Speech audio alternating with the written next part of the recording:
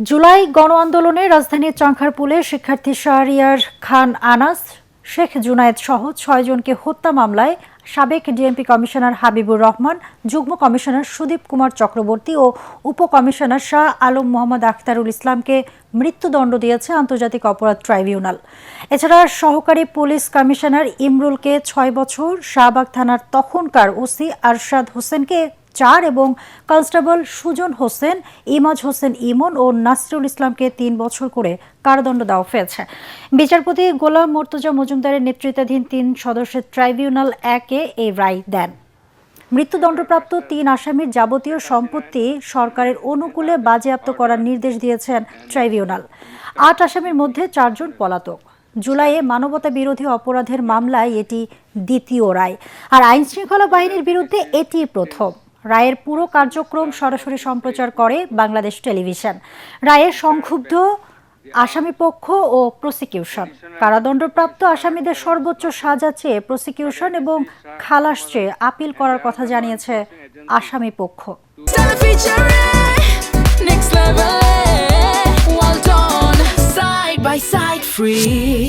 আদালতে যখন তাদের অফেন্স প্রমাণিত হয়েছে, ক্রাইমস এগেইনস্ট হিউম্যানিটি প্রমাণিত হয়েছে, ওয়াইড স্প্রেড এবং সিস্টেম্যাটিক অ্যাটাক প্রমাণিত হয়েছে এবং এই আসামিরা তারা প্রকাশ্যে গুলি করেছিল সেটা প্রমাণিত হয়েছে। এরপরে তাদেরকে যে সাজা দেওয়া হয়েছে আমরা মনে করি এটা ন্যায়সঙ্গত হয়নি। যদিও আদালতের আদেশ সকলের উপরে শিরোধার্য, আমাদেরকে মানতে হবে। যেহেতু একটা অ্যাপিলেট ফোরাম আছে, সুপ্রিম কোর্টে এটার বিরুদ্ধে, এই সাজার বিরুদ্ধে, কম সাজা যেটা দেওয়া হয়েছে সেই অংশটুকুর বিরুদ্ধে প্রসিকিউশনের পক্ষ থেকে আমরা আপিল করব। ৫ বিশ্ববিদ্যালয়ে ইনসাফের পক্ষে রায় দিয়েছে তরুণরা। এখন দেশবাসীর ভোটের প্রতীক্ষা করছে জামায়াতে ইসলামী। কুষ্টিয়ায় আবরার ফাহাদ স্টেডিয়ামে ১১ দলীয় জোটের নির্বাচনী জনসভায় তিনি এই সব কথা বলেন। জামায়াতের আমির আরও বলেন, ক্ষমতায় এলে নারীদের ঘরে, রাস্তাঘাটে চলাফেরা, কর্মস্থলের নিরাপত্তা ও মর্যাদা নিশ্চিত করবে জামায়াত। সভায় ১১ দলীয় ঐক্যের নেতারা বলেন, দেশকে আর কখনোই নব্য জালেমের হাতে তুলে দেওয়া হবে না।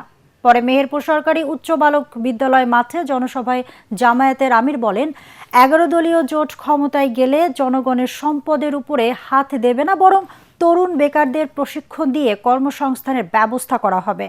এছাড়াও চুয়াডাঙ্গা ও ঝিনাইদহে নির্বাচনী জনসভায় যোগ দেওয়ার কথা রয়েছে জামায়াত ইসলামীর আমির সহ ১১ দলীয় জোটের শীর্ষ নেতাদের। সিন্ডিকেট ভেঙে একদম চুরমার করে।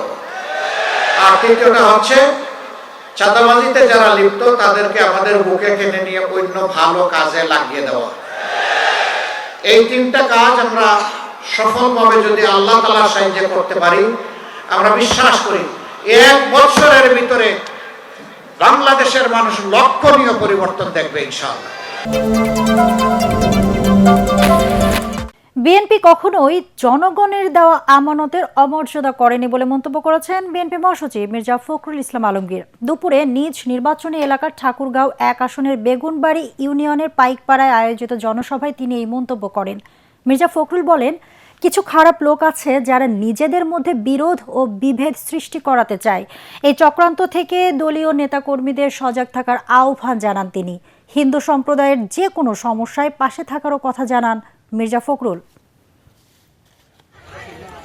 আমরা এখানে জোর দিয়ে বলতে পারি, আমরা আমানত খেয়ানত করি না। আমরা যে ভোট নেই সেটা আমরা কাজ করার চেষ্টা করি। আমরা এই ভোট নিয়ে আমরা গ্রুপ চাই না। আমরা স্কুলের মাস্টার, টিচার, দপ্তরের চাকরির জন্য আমরা ভোট নিব না, নিতে না,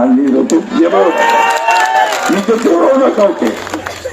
আমরা কোনো চাকরির জন্য পয়সা নিব না, কোনোদিন নিব না, এবং অন্যরা যেন না নিতে পারে সেই ব্যবস্থা আমরা করব। জাতীয় সংসদ নির্বাচনকে সবার জন্য অংশগ্রহণমূলক, শঙ্কামুক্ত ও সুষ্ঠুভাবে সম্পন্ন করতে সশস্ত্র বাহিনীর সদস্যদের নির্দেশ দিয়েছেন প্রধান উপদেষ্টা ডক্টর মোহাম্মদ ইউনূস। আসন্ন ত্রয়োদশ জাতীয় সংসদ নির্বাচন ও গণভোট উপলক্ষে সেনা সদরের সশস্ত্র বাহিনীর ঊর্ধ্বতন কর্মকর্তাদের সাথে মতবিনিময় সভায় তিনি এই নির্দেশ দেন। এ সময় বাহিনীর প্রত্যেক সদস্যকে পেশাদারিত্ব, নিরপেক্ষতা এবং আন্তঃপ্রাতিষ্ঠানিক সমন্বয়ের মাধ্যমে দায়িত্ব পালনের কথা বলেন ডক্টর ইউনূস। সকালে ঢাকা সেনানিবাসের সেনা সদরের হেলমেট অডিটোরিয়ামে প্রধান উপদেষ্টাকে অভ্যর্থনা জানান সেনাবাহিনীর প্রধান জেনারেল ওয়াকারুজ্জামান, নৌবাহিনীর প্রধান অ্যাডমিরাল এম নাজমুল হাসান এবং বিমান বাহিনীর প্রধান air chief marshal Hasan Mahmud Khan এবং সশস্ত্র বাহিনী বিভাগের principal staff officer lieutenant general SM Kamrul Hasan. সবার শুরুতে দেশের প্রয়োজনে সশস্ত্র বাহিনীর গৌরবোজ্জ্বল ও দায়িত্বশীল ভূমিকার কথা উল্লেখ করেন প্রধান উপদেষ্টা। দীর্ঘ সময় ধরে ধৈর্য, পেশাদারিত্বের সাথে আইন শৃঙ্খলা বজায় রাখায় সশস্ত্র বাহিনীকে ধন্যবাদ ও কৃতজ্ঞতা জানান তিনি। সভায় নির্বাচন সংশ্লিষ্ট বিভিন্ন গুরুত্বপূর্ণ ও সমসাময়িক বিষয়ে বিস্তারিত আলোচনা হয়।